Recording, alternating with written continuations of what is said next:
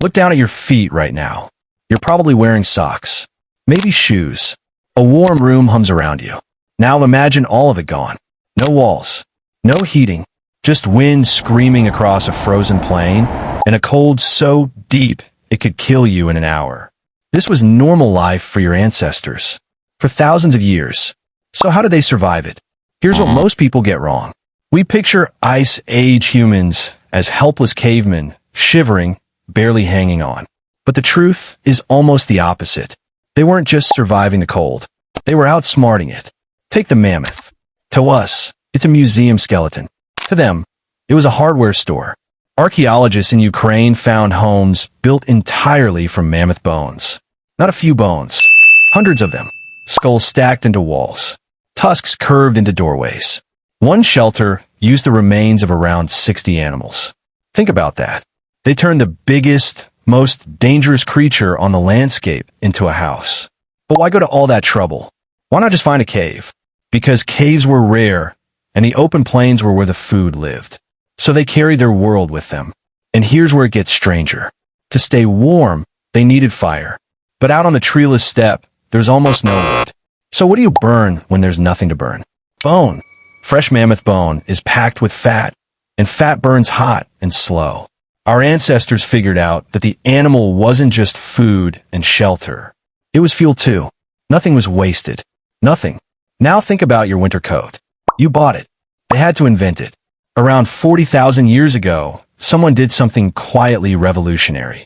They took a splinter of bone, drilled a tiny hole through it, and made the first needle.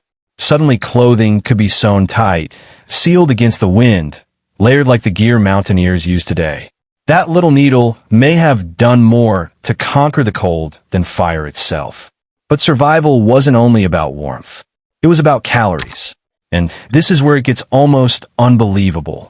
In the frozen north, plants basically vanished for months. So people ate meat, enormous amounts of it. But eat only lean meat and you die for something called protein poisoning. Your liver simply can't keep up. So how did they stay alive? They chased fat, the marrow, the organs, the fatty parts other predators ignored.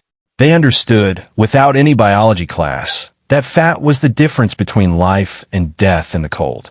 And they went further.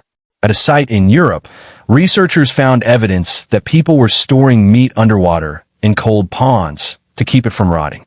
A natural refrigerator tens of thousands of years before electricity. Sit with that for a second. The same instinct that makes you open your fridge tonight was already there, buried deep in the ice. But maybe the most surprising discovery isn't a tool at all. It's each other. Skeletons have been found of people who survived serious injuries, broken bones, lost limbs, wounds that would have made them useless for the hunt. Yet they lived for years afterward. That's only possible if someone fed them, sheltered them, refused to leave them behind. In the coldest, cruelest world imaginable, the thing that kept humans alive wasn't just bone tools or fire or clever tricks. It was the decision to take care of the weak. So tonight, when you pull a blanket over yourself and shut out the cold, remember where all of this began. Not in comfort, in ice, and in people who chose, against everything, to keep each other warm.